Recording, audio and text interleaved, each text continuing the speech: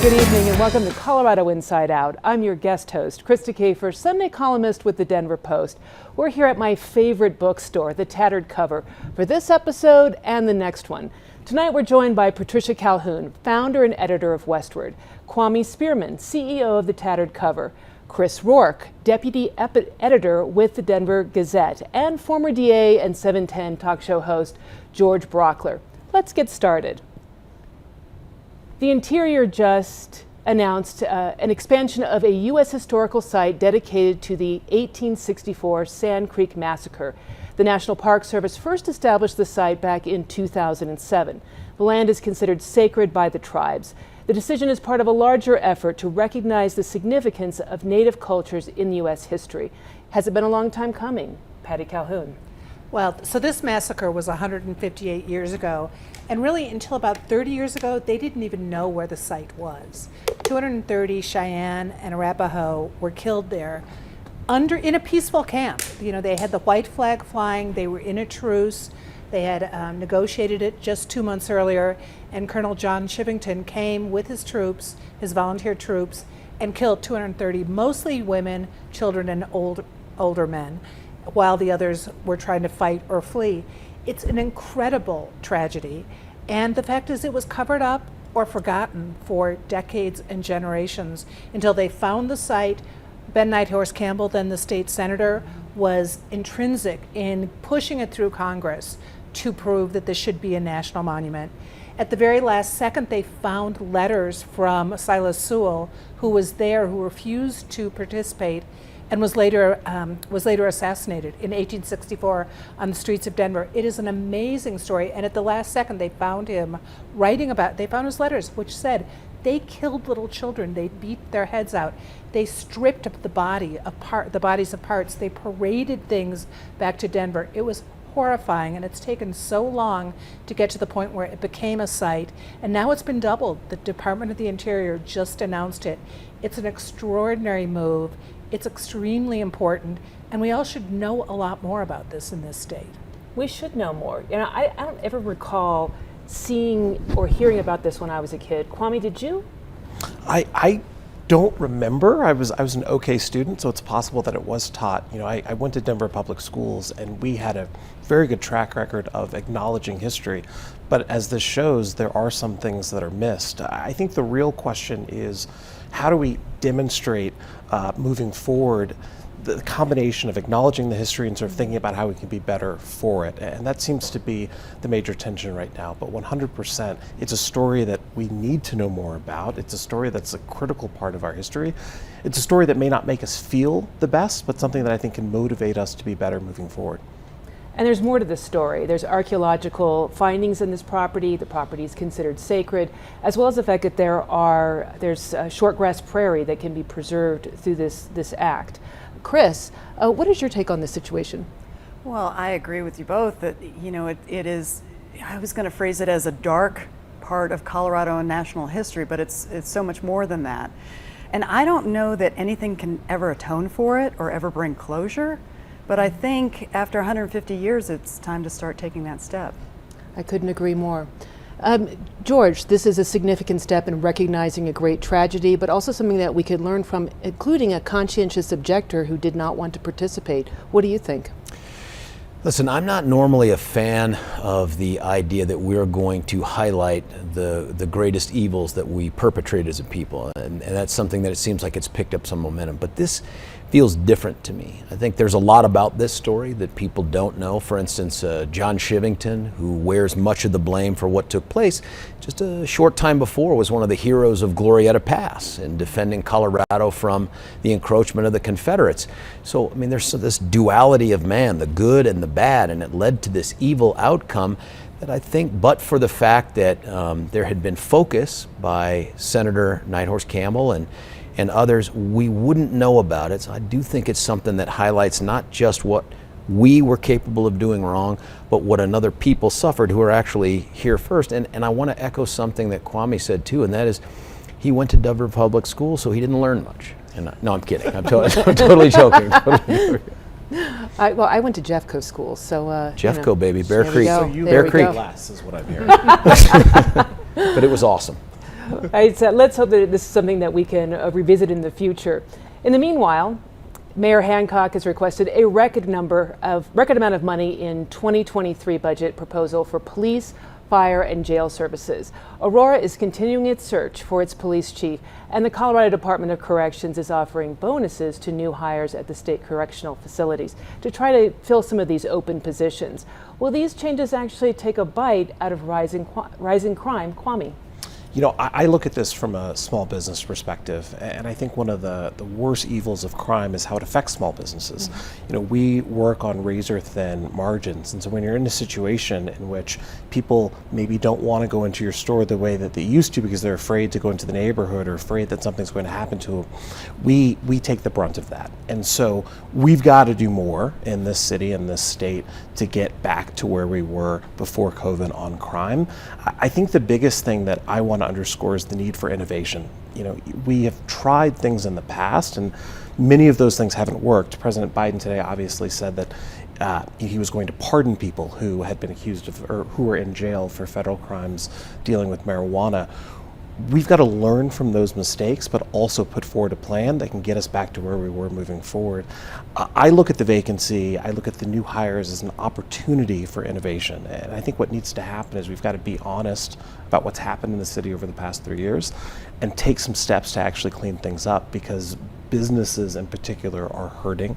The other thing that you notice is the neighborhoods that have seen the biggest uptick in crime. Unfortunately, those are the neighborhoods that are typically, black and brown represented. And so those are the people that we've got to give as much support to as possible. So I'm in a wait and see mode to see if this actually helps, but I'm all for another attempt. I'm all for new ideas and new people in those positions.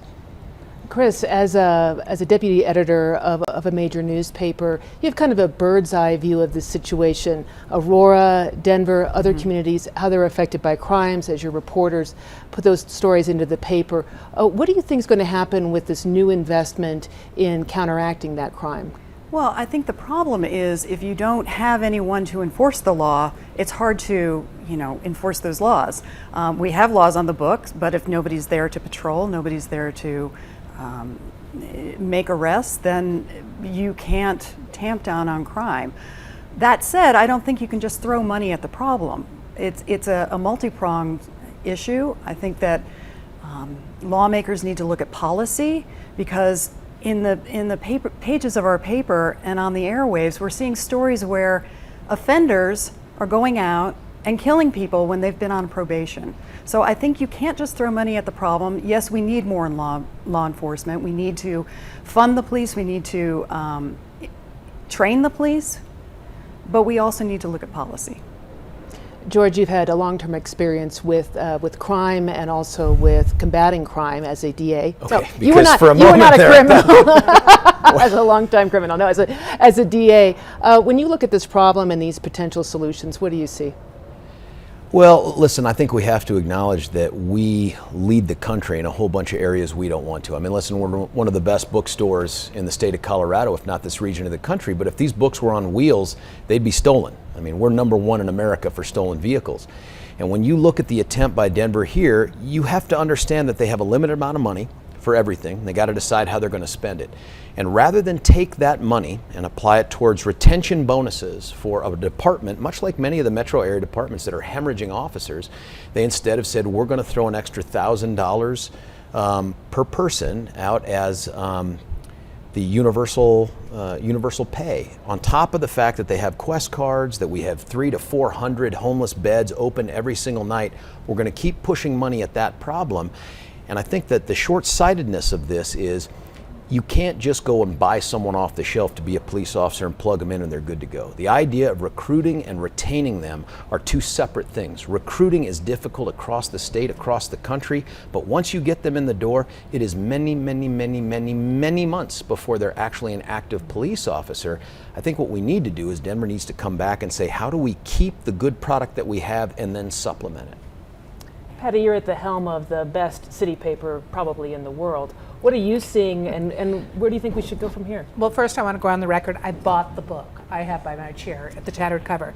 We are sitting 3 blocks from where 6 bystanders were shot by Denver police at let out. So it's not just recruiting, it's not just retaining, it's training. Because we still don't know what happened. It's at the grand jury with that shooting on Larimer 20th back in like a month ago.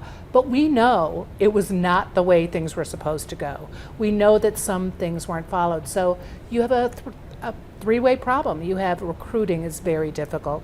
You have to get training that now deals with new realities, both in budget and in caring about the community and how you respond to different people in the community. We're seeing good programs coming up with STAR and with maybe sending out social workers, mental health people trained in that rather than cops to some calls. And then you figure out how to retain them too, which is also important. And that is people at the top need to deal right with their people, with the police forces, and you're seeing Aurora, the problem, they've gone back to the drawing board on finding a new police chief. Denver is just having a new police chief if he gets approved. So we've got a long way to go. Indeed, we presumably in cars that will still be here when we leave this place. Well said. A Keating Research survey has found that Adam Fish, the opponent of Lauren Boebert in the 3rd Congressional District, is trailing by just a couple of points. Does he have a chance? Chris? Well, I am from the Western Slope. I just recently relocated here, and I am a former constituent in Congressional District 3. It's going to be interesting to see how good this poll is, and I hear it's a reputable one. Knowing people in that district, talking to people in that district, we just saw a primary with Don Coram, who got 36% of the vote, and a lot of people think, well, she stomped him. I would argue differently. In fact, a friend of mine who is counted on for his political analysis said that if he broke 40%, that would send a strong message to Congresswoman Boebert. I think there are constituents that are not happy with her, and those include Republicans. They don't want to see her grabbing headlines. They want to see her concerned about the issues in the district and being a thoughtful leader. That said, I don't think that she's in danger of losing that seat, but I would expect another primary in 2024, and I think this race could very well send her a strong message. George, Lauren Boebert, Congresswoman, has a very provocative style. Will it cost her this election? No, it won't. I mean, listen, is the race getting closer? Of course, that's to be expected. This is a poll that was commissioned by the opponent, by the Democrat. You got to take that with a grain of salt. And something that the Front Range folks that watch the show may not know out there on the Western Slope is if you look at the ads that the Democrat opponent has put out there, he talks about being pro-Second Amendment, pro-immigration reform, pro-fiscal conservatism. If you didn't know any better, you'd think the dude was running as a Republican. So do I think that there are things about her high-profile nature that have made Congresswoman Boebert more of a target and perhaps more of a lightning rod even within her own jurisdiction? Sure, but at the end of the day, do I think we're going to be watching Congresswoman Boebert get sworn in again? I do. Patty, this election, what is your prediction? She will probably win, which people will think all journalists are liberal, but the fact is she is a gift for journalists because you always have something to write about when Lauren Boebert is in Congress shooting from the lip, which is what she normally does. I do think Adam Fish is doing pretty well, even though the poll is of course going to be skewed because it's commissioned by a Democrat and pretty much by his Democrats. That it is still close. I think what will happen is it'll all come down to how many people actually vote. Can they stand, if they're Republicans and they don't like her, can they stand to vote for the competition? We'll see. Kwame, your prediction? You know, I'll tell you what, Lauren or Congressman Boebert's brand of politics is not Colorado's brand of politics. There's a reason why President Trump underperformed here in both of the most recent presidential elections, and I think the reason why the race is closer than it should be is that exact type of thing. We want people who want to work together. We don't want people who want to scream in office right now. That being said, I'm more focused on CD7 and CD8. You know, in particular, CD8, it's a brand new district. You know, we're looking at about 10 seats that are probably going to control which party controls Congress.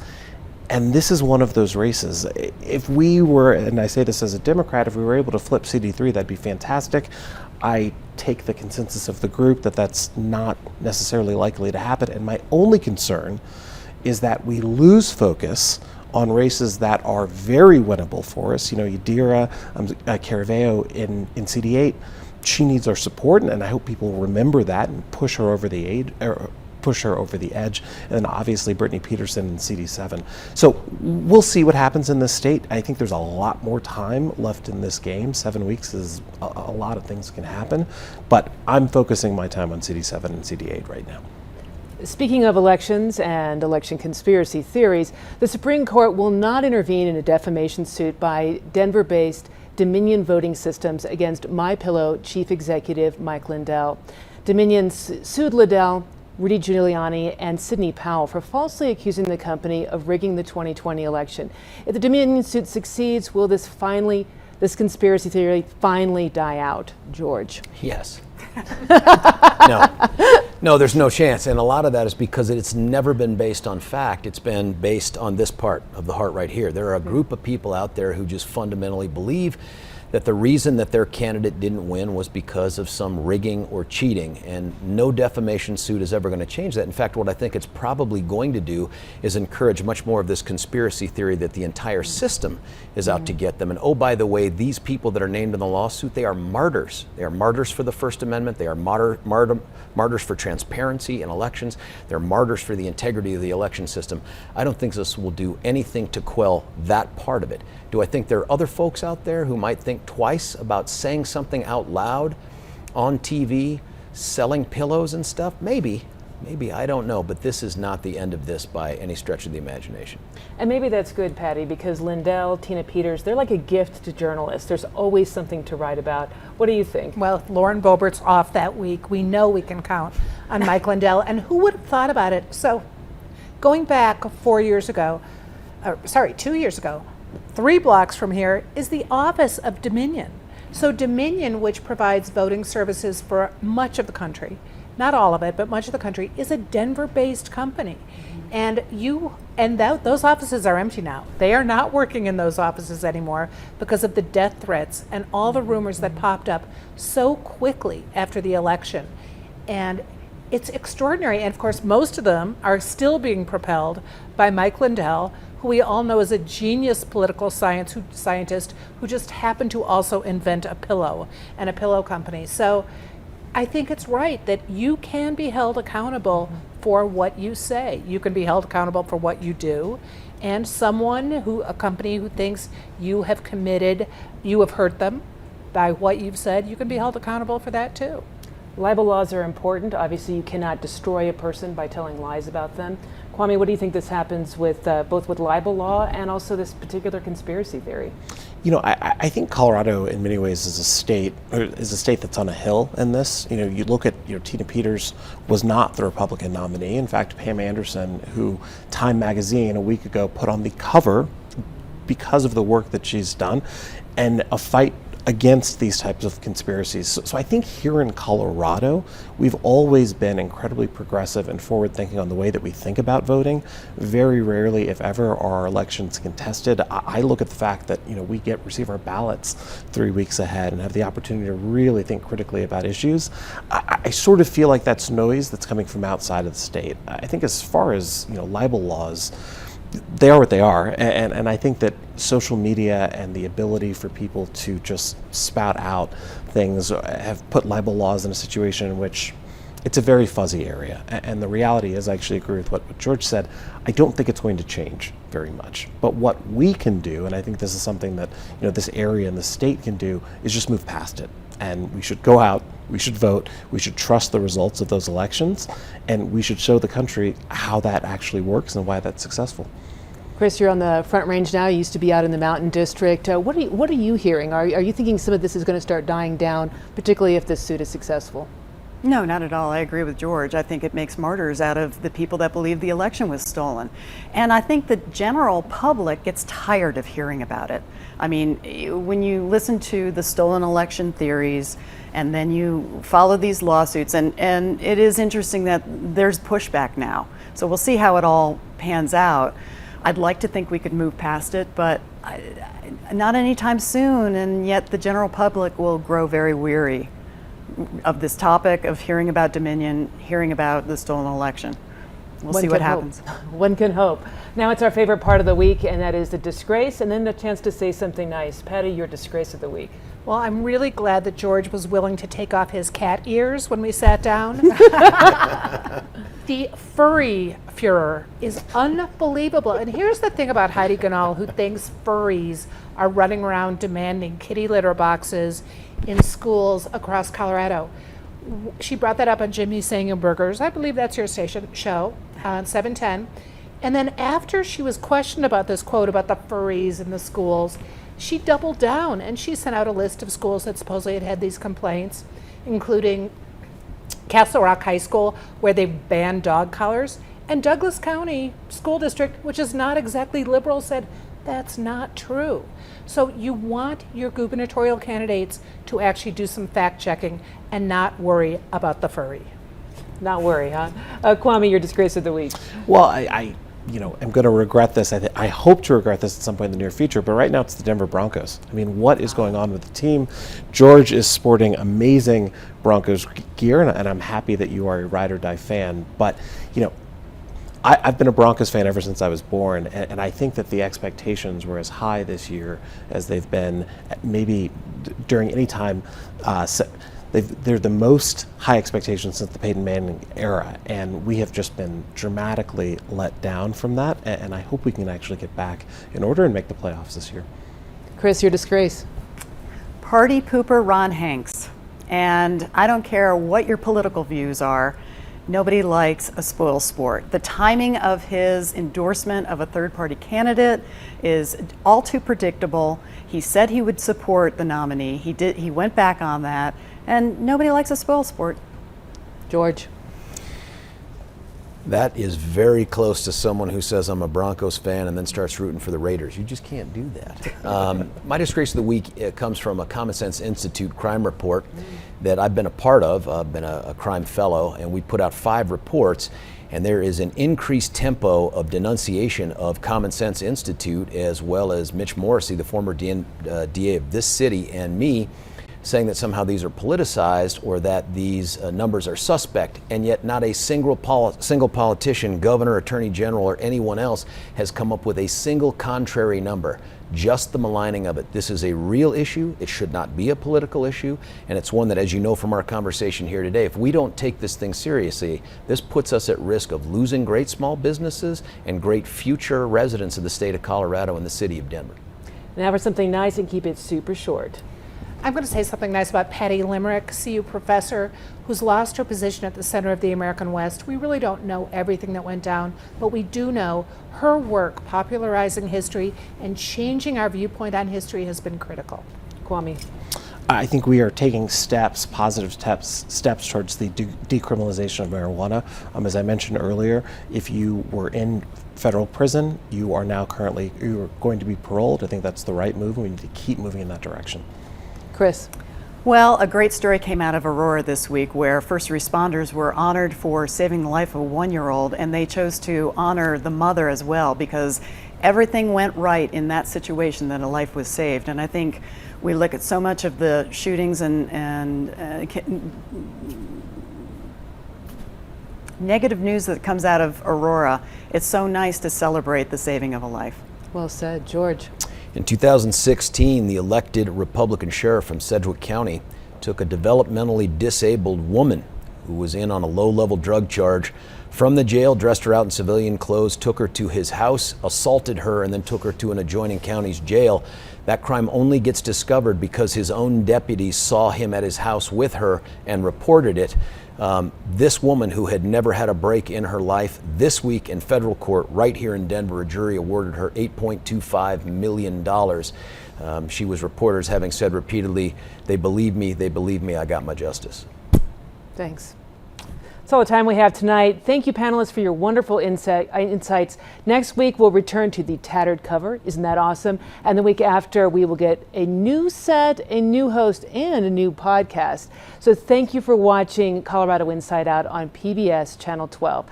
Check out pbs12.org, and you can also check us out on our YouTube channel. Have yourself a fantastic night.